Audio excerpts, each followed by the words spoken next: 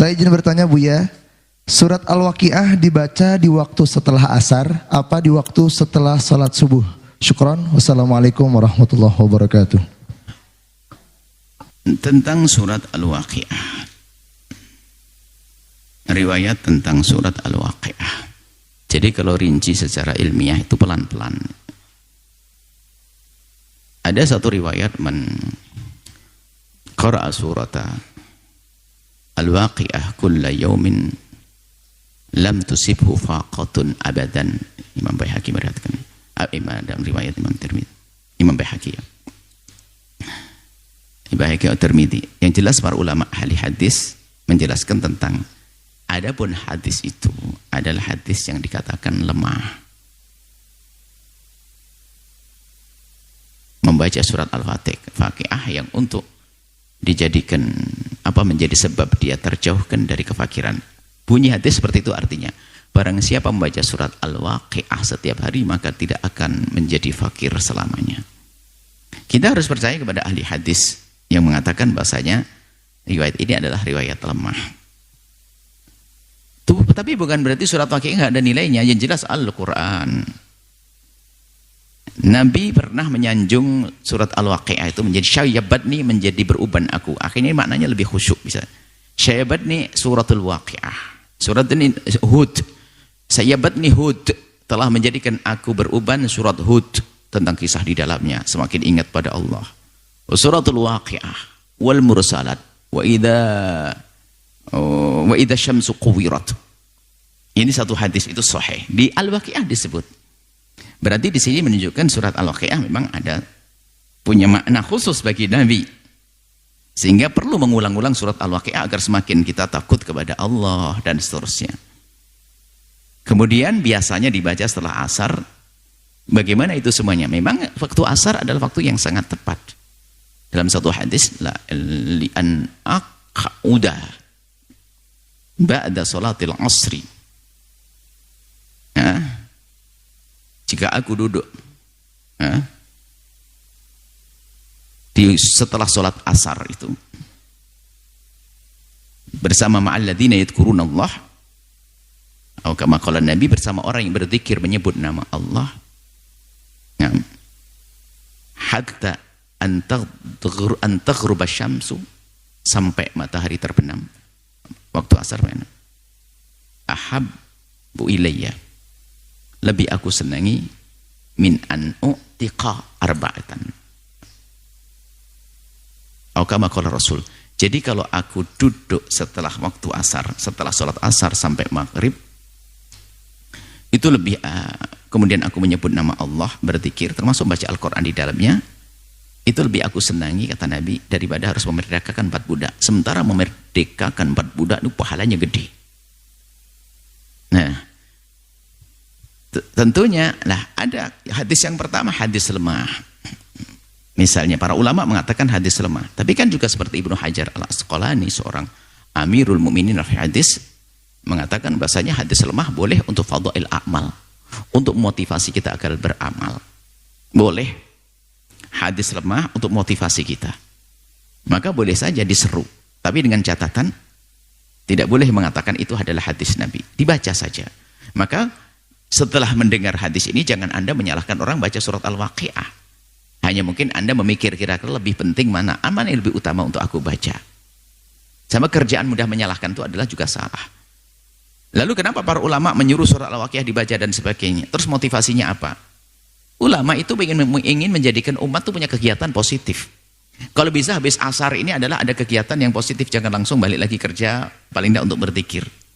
Ya baca apa kira-kira? Ya baca surat Al-Waqiah, yang karena di situ ada satu riwayat, biarpun lemah, tapi lumayan untuk motivasi orang cari duit. Sehingga kalau sudah ada iming-iming itu adalah menjadi istiqomah nanti. Ya memang kita kelas-kelasnya kelas kuli. Sehingga diambil riwayat seperti itu. Biarpun lemah, tapi untuk fadhail a'mal.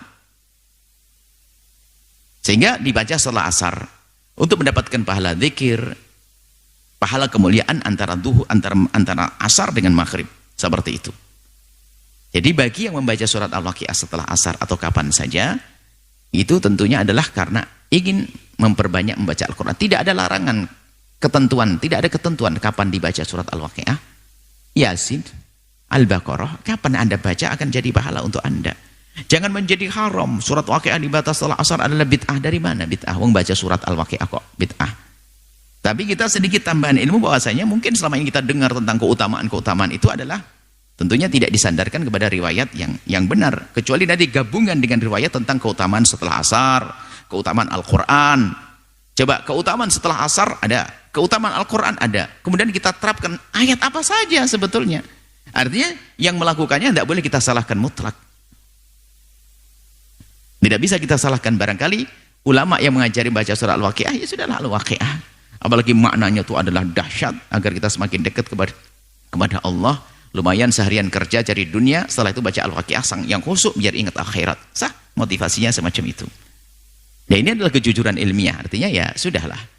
Kita perlu bahwasanya para ulama dulu kadang-kadang ada hadis dhaif kok sangat populer. Itu bukan berarti mengajari mereka mengamalkan hadis dhaif. Setelah lagi bukan maudhu yang jelas-jelas maudhu dan tidak bisa didukung hadis yang lain, mereka bisa menggunakannya. Tahu sudah pasti maudhu palsu kemudian ini ya nggak diamalkan. Makanya jangan suudzon kepada ulama dulu. Kadang-kadang ini orang akhir zaman sok ada hadis sahih, kita tidak perlu lagi dengan hadis dhaif.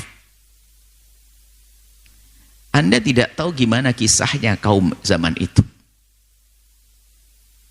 Nah, kan itu. Sehingga mereka itu di saat memberikan satu pesan itu, biarpun ternyata hadis dhaif selagi bukan palsu, kemudian untuk memotivasi amal kan dibolehkan oleh para ulama. Maka dihadirkan hadis dhaif agar mereka punya kegiatan. Coba, jika setiap habis asar orang itu istiqomah membaca surat Al-Waqiah, salahnya di mana? Kita lepas dari hadis itu kan nggak salah juga. Ya kan, cuman sebagian orang itu kadang-kadang terburu-buru kalau sudah menghafal hadis dhaif langsung enggak. Waqiah adalah Al-Qur'an. Al-Qur'an boleh dibaca kapan saja, apalagi setelah asar. Setelah asar luar biasa, waktu yang istimewa. Kemudian sambil menghayati sangat sesuai dengan apa itu? Dengan keadaan sehari kita cari dunia, setelah asar ayo kita mulai mendekat kepada Allah. Ingat tentang Al-Waqiah. Idza waqa'atil waqi'ah. Kalau terjadi hari kiamat itu kayak apa? Agar kita merenung seperti itu. Cuman kita harus jujur juga menilai bahasanya tentunya di saat kita memotivasi orang jangan membiasakan dengan membawa qala Rasulullah yang dikatakan itu adalah hadis yang dhaif, apalagi dhaif yang sangat. Cukup ayo membaca surat Al-Waqiah.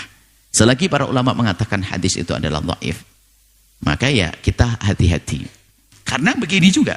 Kadang memang ulama hadis, ulama mengatakan dhaif, ternyata ada ulama yang mentaskhih hadis.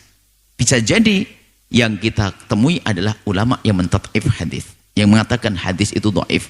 Tapi kita kelewatan karena kurangnya wawasan kita, sehingga ada ulama yang mengatakan hadis sahih tidak kita baca.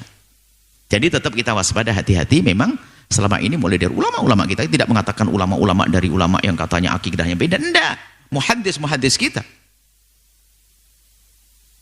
Mulai dari Amirul Mukminin dan yang lain sebagainya, masuk Nawawi dan sebagainya, ulama-ulama itu. Bahkan kejujuran Imam Nawawi itu di saat menyebutkan Nabi kitab Adkarnya, beliau mengatakan hadis yang dhaif dikatakan dhaif. Bukan gara-gara dia mengamalkan lalu beliau menipu, tidak. Orang mereka itu jujur, cuman mereka menghadirkan hadis dhaif ada maksud. Cuman orang yang tidak mengerti langsung mengatakan gimana Imam Nawawi hadis dhaif, gimana Ghazali hadis dhaif. Ya. Ini adalah kesombongan kita. Bukan mereka tidak mengerti, mereka tahu, akan tapi ada maksud di balik ini semuanya. Memotivasi orang untuk menghidupkan antara asar dengan maghrib, gimana caranya? Yasin juga demikian bagaimana? Sehingga nanti lihat, kalau orang awam itu sudah menghafal Quran semuanya kayaknya susah. Tapi kalau ada ayat-ayat favorit menurut mereka sah-sah. Waqiah hafal, Yasin hafal, sah aja. Dan sekarang orang itu pengennya hafal Quran semuanya, nggak bisa. Akhirnya yang terjadi apa? Ndak Yasin, ndak kulhu, ndak Waqiah, ndak kulhu. Nah ini deh, kenapa? Targetnya terlalu besar. Jadi mohonlah. Jadi yang jelas ini adalah ada kita keluar dari kutub ekstrim berlebihan ya. Selagi memang ada ulama menjelaskan riwayat itu seperti itu, dikatakan dhaif dan sebagainya, makanya kita tidak perlu banyak mengobrol nama riwayat. Tapi kalau menghimbau untuk melakukannya, tentunya dengan sandaran hadis yang lain yang kita sebutkan tadi sah-sah saja. Kemudian sisi lain, kita bisa sebagian orang di kutub ekstrim yang berbeda, saya mengamalkan hadis dhaif seolah-olah memang ulama itu mengamalkan itu bersandarkan hadis itu. Termasuk hari ini bulan Rajab. Rajab kan banyak hadis Rajab, hadis tentang Rajab palsu. Tapi bukan berarti semuanya palsu lalu puasa menjadi haram di hari Rajab. Nah ini adalah yang kita bahas juga panjang lebar tentang Rajab. Bahkan kita buat catatan dalam buku Indahnya Memahami Perbedaan Ulama ada. Jadi tolonglah bijak dengan hati yang bersih. Husnudon kepada orang. Jangan mentang-mentang, wah dasar ini ulama ini adalah ini kelompok yang biasa dengan hadis-hadis palsu. Dhaif dikatakan palsu. Kalau sudah palsu disepakati, lain cerita. Sebab hadis palsu pun ternyata kadang tidak disepakati. Imam Ibnu Jauzi adalah seorang imam besar. Beliau punya kitab namanya Maudhu'at tentang hadis-hadis palsu. Ternyata ada riwayat benar dari Muslim satu. Masuk di situ. Dan bagaimana penilaian? Ini kan sebenarnya ijtihad di dalam menilai sebuah hadis itu adalah palsu dan sebagainya ijtihad. Makanya tolong kalau menemukan hadis dhaif pelan-pelan. Boleh Anda menghindar. Akan tapi langsung memastikan entar dulu dong. Apalagi mencaci orang yang mengamalkannya. Ini perlu proses panjang di dalam khusus dunia ilmu. Tolong ya, sehingga tetap indah kita. Jangan menyalahkan orang yang mengamalkan surat Al-Waqiah. Membaca Al-Quran kok dilarang. Tapi Anda pun juga jangan dikit-dikit kalau Rasulullah begini-begini. Sementara hadis itu adalah hadis dhaif. Biarpun kata Imam Ibn Hajar Al-Asqalani, boleh diamalkan dengan beberapa catatan. Ala yashtadda dha'fu. Dhaifnya tidak parah-parah amat ya. Kemudian juga tidak dinisbatkan kepada Nabi. Kemudian yang tiga untuk fadhail a'mal. Ini kan syarat-syarat yang harus dipenuhi. Untuk kita mengamalkan hadis-hadis hadis lemah. Itu saja, semoga Allah memberikan kepada kita keinsyafan. Kemudian juga kebenaran, menjaga lisan kita, perilaku kita daripada terpleset dalam hal yang dimurkai oleh Allah. Wallahu a'lam bishawab.